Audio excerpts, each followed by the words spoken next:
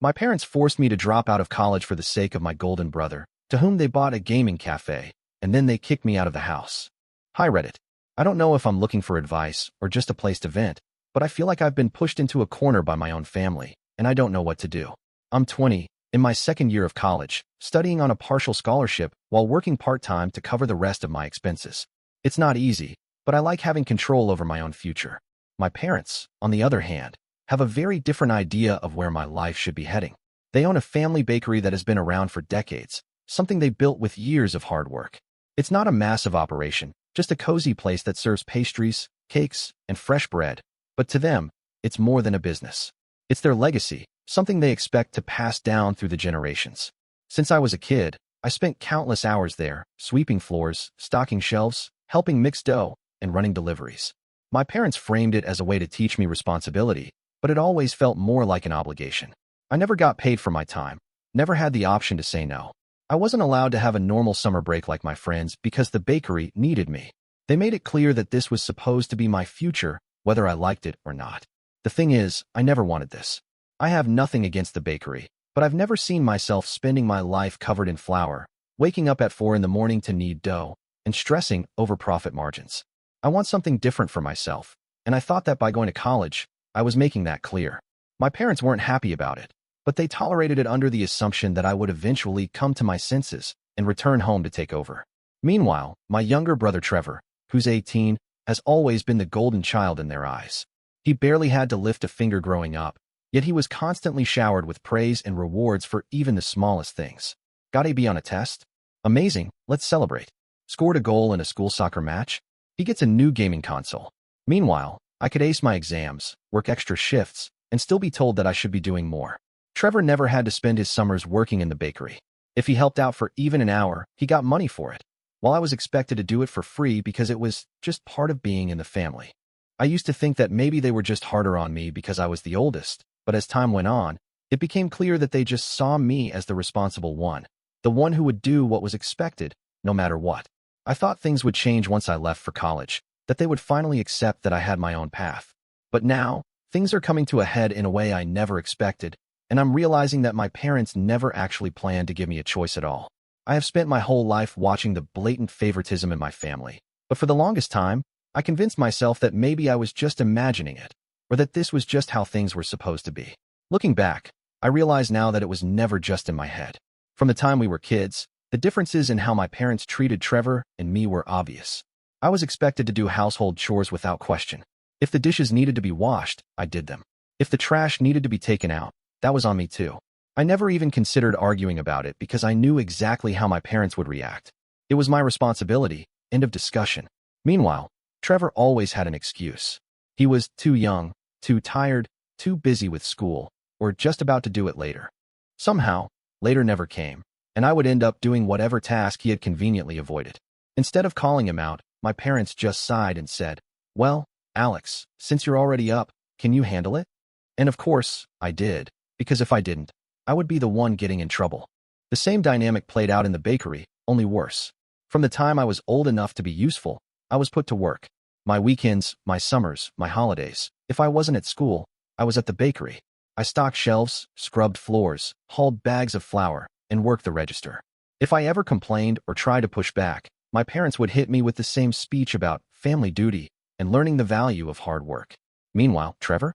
He barely set foot in the place unless he wanted a free pastry or was told to make a brief appearance for the sake of keeping up appearances. When he did help, it was laughable. He would walk in, grab a croissant straight off the display, and then stand around chatting with customers like he was some kind of ambassador for the business.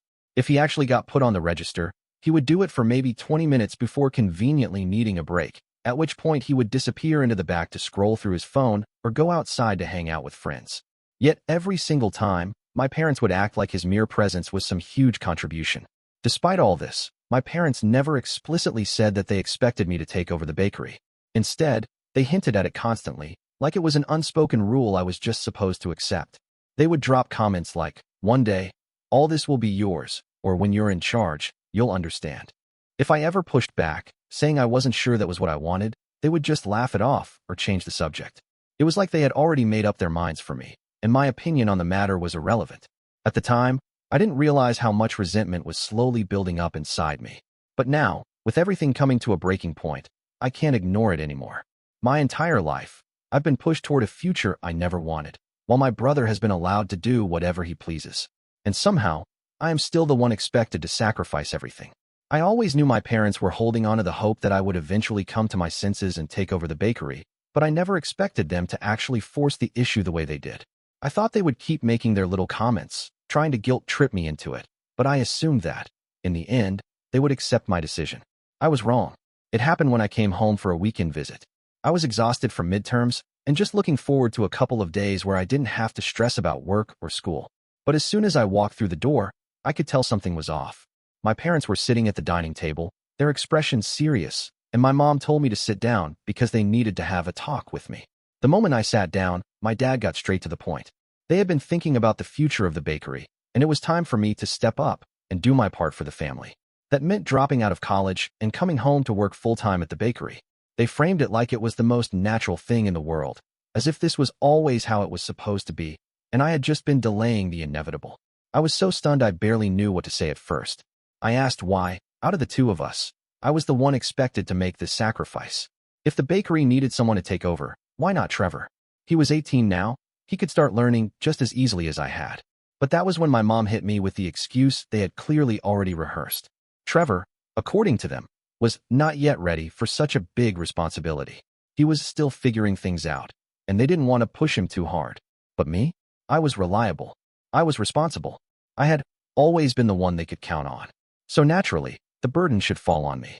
I felt like I was in some kind of nightmare. My entire life, I had done what they asked, worked hard, made good choices, and somehow, instead of being rewarded for that, I was being punished. Meanwhile, Trevor got to do whatever he wanted, and they were completely fine with it. I asked them outright why my future didn't seem to matter as much as his. They had no real answer, just vague statements about doing what's best for the family and honoring our legacy. When I told them no, that I wasn't dropping out, that I wasn't giving up everything I had worked for just to spend the rest of my life in that bakery, my father's entire demeanor changed. The calm, reasonable tone was gone in an instant. He slammed his hand on the table and said, "If you don't want to be a part of the family, we don't support you anymore." It was like the air had been sucked out of the room. My mother didn't argue with him, didn't try to soften the words. She just looked at me with disappointment, like I was the one betraying them. I realized in that moment that they had never truly seen me as an individual with my own dreams. To them, I was just an extension of their business, a tool to be used to keep it running. The second I refused to play my part, I was no longer worth their support. I don't even remember what I said after that. I just remember standing up, grabbing my bag, and walking out. I could hear my mom calling after me, but I didn't stop. I drove straight back to my dorm, shaking the entire way, trying to process what had just happened. I always knew my parents were unfair, but I never thought they would actually throw me away the moment I stopped being useful to them. When I walked out of my parents' house that night, I knew there was no going back. I didn't even take anything with me except my backpack and my keys. There was no dramatic goodbye, no last-ditch attempt from them to stop me. They had made it clear. If I wasn't willing to sacrifice my future for the bakery, I wasn't part of the family anymore. I sat in my car for a few minutes, just staring at my hands on the steering wheel, trying to process everything. I had nowhere to go, no plan. I couldn't go back to my apartment because I already knew what was coming. My parents didn't make empty threats. If they said they were cutting me off, they meant it. I ended up driving to my best friend Marcus's place. We had known each other since high school, and he had always been the one person I could count on. When I showed up at his door, he didn't ask a bunch of questions. He just took one look at my face, stepped aside, and said, "You can crash here as long as you need." That night, I barely slept. My mind kept running in circles, trying to figure out what I was going to do. I had some money saved up from my part-time job, but it wasn't much. My parents had always handled my rent and my phone bill, insisting that since I was in college, I shouldn't have to worry about that stuff. But now, I knew that had just been a way to keep control over me. I had spent years thinking I was building my own future, but in reality, I had been standing on a foundation they could pull out from under me at any moment. The next morning, I woke up to exactly what I had been expecting. My phone was dead, not because the battery had run out, but because my parents had disconnected my number. My bank app wouldn't let me log in, which meant they had cut off access to my accounts. When I checked my email, I saw the notice that my apartment's rent payment had been reversed. My lease was in their name. As far as my landlord was concerned, I didn't live there anymore. They hadn't just cut me off. They had erased me. For a few minutes, I just sat there, staring at the screen. It was one thing to know it was coming, but actually seeing it happen felt like a punch to the gut. Marcus, who had already left for work, had given me a spare key and told me to stay as long as I needed. But I knew I couldn't just sit around feeling sorry for myself. I needed to act fast. I spent the rest of the day making phone calls, using Marcus's laptop to apply for emergency financial aid through my college, and trying to figure out what I could do next. I went to my job at the coffee shop and told my manager I needed more hours. He gave me a sympathetic look and told me he'd see what he could do. It wasn't much, but it was a start. That night, when Marcus got home, I told him everything. He didn't say, "I told you so," even though he had never liked the way my parents treated me. He just nodded and said, "We'll figure it out." I still didn't know how I was going to make it through the next few weeks, let alone the next few years, but one thing was clear: I was on my own now. And no matter how much it hurt, I wasn't going to beg them to take me back. It didn't take long for the fallout to spread beyond just my parents. At first, I thought that cutting me off financially was the worst they could do, but I had underestimated how far they were willing to go to make sure I was the villain in this situation. It started with a few texts from my aunts and uncles, messages that were just vague enough to make me pause. Things like, "I hope you think long and hard about what you've done, and family comes first, Alex, no matter what." Then came the angrier ones. "How could you do this to your parents after everything they've done for you? You abandoned them in the middle of a crisis. You've turned your back on your own blood." It didn't take long to figure out where it was all coming from. My father had been busy making sure that everyone knew his version of the story. In his version, I hadn't just left home, I had betrayed the family. I had selfishly walked away from my responsibilities, leaving my parents, who had given me everything, to fend for themselves. According to him, they had spent their lives working to provide for me, and the moment they needed me most, I turned my back on them. It was infuriating. These were people who had known me my entire life, and they had no problem believing that I was just some selfish, ungrateful kid who had abandoned his loving parents for no reason. No one seemed to be questioning why Trevor, their actual golden child, wasn't the one stepping up. No one asked why my parents had tried to force me to drop out of college instead of making a plan that didn't involve completely derailing my life. They just saw what they wanted to see: the older son refusing to carry on the family legacy. A few of my cousins reached out privately, saying they thought it was unfair how everyone was treating me.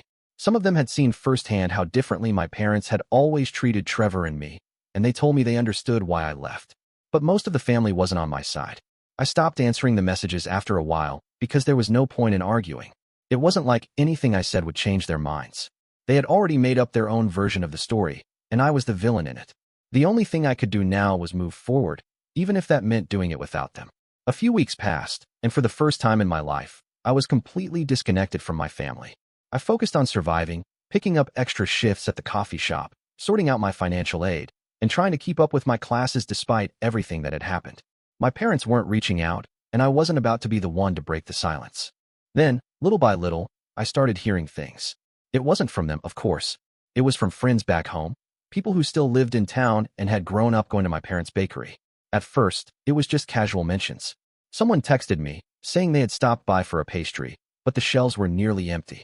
Another friend told me they had walked past the shop and noticed that it looked strangely deserted. Then the messages started getting more specific. People were saying my parents were struggling, that they were having trouble keeping up with demand, that the place just didn't run the way it used to.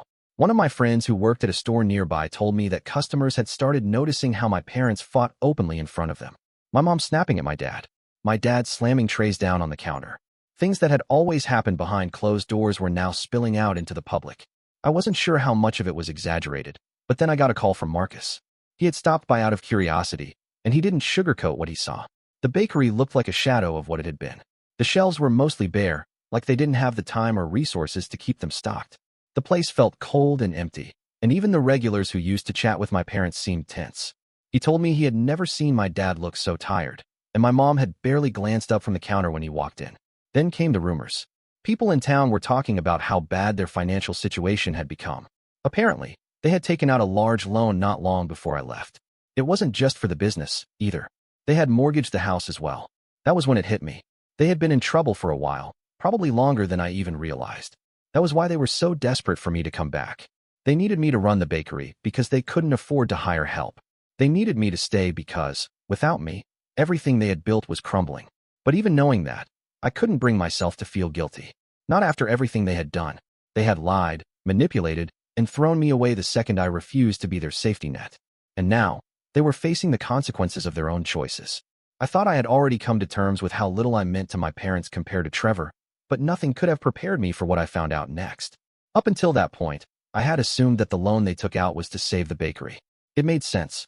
The place had been struggling, they were desperate, and they wanted me to take over because they couldn't handle it on their own. But then I learned the truth, and it was so much worse than I had imagined. It wasn't about the bakery at all. The loan, the mortgage on the house, the financial mess they had put themselves in. It was all for Trevor. One of my cousins, the only one who had really stayed neutral through everything, called me out of the blue. I almost didn't pick up, but something told me I should. And that was when she told me everything. The money wasn't taken out to keep the bakery afloat. My parents had mortgaged everything to fund one of Trevor's ridiculous dreams, his brilliant idea of opening a gamer cafe. I almost laughed when I heard it because it sounded like a joke. Trevor had never run anything in his life. He had no business experience, no concrete plan, nothing. Just a vague dream of owning a space where people could come play video games and hang out, something he had probably come up with after watching a few YouTube videos about esports cafes. And my parents, blinded by their favoritism, had decided that this was worth risking everything for. They hadn't told me because they knew exactly how I would react. I would have refused to help, and they couldn't afford that. They needed me to come back to the bakery so that they could focus on Trevor's so-called business venture. That was why they had been so desperate to pull me back in. Not to keep the family legacy alive, but to keep their golden boy's fantasy funded. The worst part? Trevor wasn't even doing anything to make it happen. The money was just disappearing. He hadn't secured a location, hadn't hired anyone, hadn't even drafted a business plan. As far as anyone could tell, he was just spending freely, acting like the money was an endless supply of cash that would always be there. And now, my parents were drowning because of it. Hearing all of this made my stomach turn.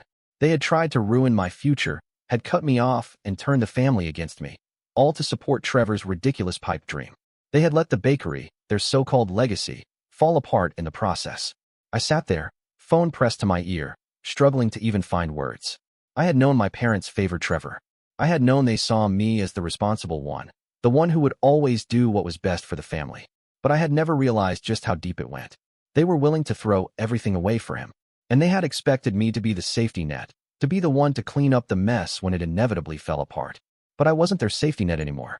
And this time, I wasn't coming back to fix their mistakes. A few months passed, and for the first time in my life, I felt free. It wasn't easy. I was still juggling work, school, and figuring out how to fully support myself without the safety net my parents had ripped away, but I was doing it. And despite everything, I was happier than I had ever been. Then, one evening, my phone rang. The number was unfamiliar, but I knew who it was before I even answered. I hesitated for a moment before picking up. Alex. My mother's voice was shaky, and the second I heard it, I knew she had been crying. Please, we need to talk. I didn't say anything, waiting for her to continue. The bakery is on the verge of closing, she said, her words rushed, desperate. We tried everything, but it's not working. Your father and her voice cracked. Trevor can't handle it. He thought he could, but it's falling apart. We need your help. I closed my eyes, taking in a slow breath. They needed my help. After everything. She kept talking, her voice full of regret. We didn't think things would go this way. We thought we were doing what was best. But we made mistakes, Alex. I know that now. I know we hurt you. But please come home. We can fix this. Then, before I could respond, my father's voice cut through, sharp and bitter. Enough of that, he snapped. Then, directly to me, this is your family, Alex. You don't turn your back on your family. You should never have left in the first place. It's time to stop being selfish and do what you should have done months ago. Come back and take responsibility. Even after everything, he still thought he could demand things from me. Still believed I owed him something. I almost laughed, but instead, I let the silence stretch between us before finally speaking. My voice was calm, steady, colder than I had ever spoken to them before. You made your choice, I said. And I made mine. I don't owe you anything anymore. My mother gasped quietly on the other end. My father muttered something under his breath, probably trying to hold back his anger. I didn't wait for a response. I just ended the call and put my phone down. For the first time, I didn't feel guilt. I didn't feel doubt. I just felt free. After that phone call, I knew there was nothing left to say. My parents had made their choice a long time ago, and now they were living with the consequences. I wasn't going to be their backup plan, their last resort when everything else fell apart. I blocked my mother, my father, and Trevor without a second thought. Then I went through my messages, deleting every relative who had tried to guilt-trip me, every person who had called me selfish or ungrateful. They had all made it clear where they stood when they took my parents' side, without even asking for mine. I wasn't going to give them another chance to try and drag me back into the mess they had created. For the first time, my life was truly my own. I threw myself into my studies, focused on my job, and built the future I had always wanted. It wasn't easy, but every day that passed, I felt stronger, more independent, more certain that I had done the right thing. I wasn't looking over my shoulder anymore, waiting for my family's approval or fearing their disappointment. Meanwhile, the bakery kept declining. Word got around that my parents were struggling more than ever. Customers stopped coming, either because they had heard about the drama or because the place simply wasn't what it used to be. The shelves stayed empty, and the quality of the products kept dropping. People didn't want to shop in a place where the owners were constantly snapping at each other, where everything felt tense and desperate. Trevor, of course, ended up with nothing. His so-called business never even got off the ground, and when the money ran out, he had no idea what to do. He had never been taught to work for anything, never had to figure things out for himself. My parents had spent their whole lives bending over backward for him, believing he would somehow be their success story. Instead, they had thrown away everything for him, and he had let it all slip through his fingers. And yet, I felt nothing. No guilt, no regret, no sadness, just peace. For years, I had believed that if I just worked hard enough, if I just proved myself over and over again, my family would finally see me the way they saw Trevor. But now I understood the truth. I was never on the same level as him in their eyes. No matter what I did, no matter how much I sacrificed, I was never going to be their priority. So I stopped trying. And for the first time in my life, I was finally free. As time passed, the weight on my shoulders grew lighter. I no longer woke up dreading a call from my parents or a message from a relative trying to guilt me back into their lives. I didn't waste energy wondering if I had made the wrong choice or if I should have tried harder to fix things. Because the truth was, there was nothing to fix. My parents had shown me exactly where I stood in their world, and I had finally stopped trying to earn a place that was never truly mine. For the first time in my life, I was free. Free from the expectations, the manipulation, and the constant pressure to be the responsible one while my brother was handed everything. I no longer had to sacrifice my dreams to hold up a failing business or bear the burden of a family that never treated me as an equal. I owed so much of that freedom to my friends, especially Marcus, who had been there from the very beginning, offering me a place to stay when I had nowhere else to go. Without him and the others who supported me, I don't know how I would have made it through those first few months. They reminded me that family isn't just about blood. It's about the people who truly have your back, the ones who stand by you even when things fall apart. Looking back, I realized the most important lesson in all of this. You have the right to build your life on your own terms, even if it means leaving your family behind. There is nothing noble about sacrificing your future for people who refuse to see you as an individual, who only value you when you're useful to them. I don't know what the future holds, but I do know one thing. I will never let anyone manipulate me into giving up my dreams again. I fought too hard to get here, and no matter what happens, I am never going back. And honestly, that feels pretty damn good.